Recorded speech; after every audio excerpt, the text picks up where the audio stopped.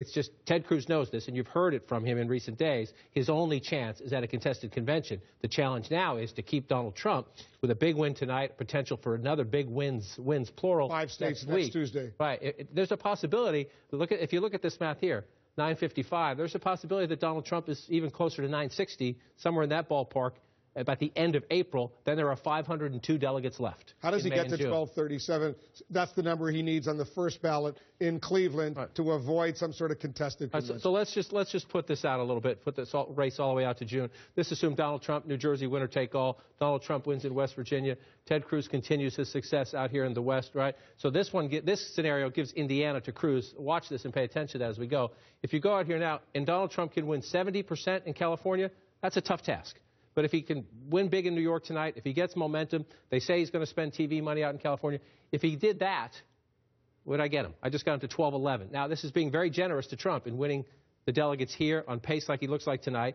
70% in California, that would get him to 1211. So can you get him there? Well, can he take Indiana instead of having Ted Cruz win Indiana? That gets you up to 1222. Pick Washington or Oregon. Let's say he can somehow come back, win Washington instead of Ted Cruz.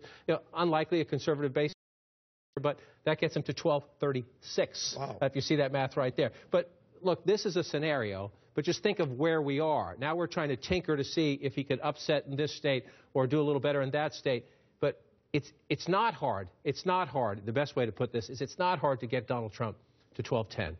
It's not that inconceivable to get Donald Trump above 1175 and to 1200, and in a best-case scenario, to get Donald Trump either just over 1237 or so close to it that if he's at 1225 and you arrive in Cleveland, it would be near impossible to see the Republican Party. And remember, that would be after June 7th. They would have time before the convention. If he's at 1220 or even 1175, then you go back to the 54 non-committed delegates in Pennsylvania and you say, hey, I won your state with 50% plus. You got to come to me. You go to the unbound delegates from Guam, American Samoa, the Virgin Islands. You try to lobby Marco Rubio delegates. Maybe you try to cut a deal with John Kasich. So where Donald Trump is on June 7th, you then have time before the convention. And if he's above 1200, above 1175,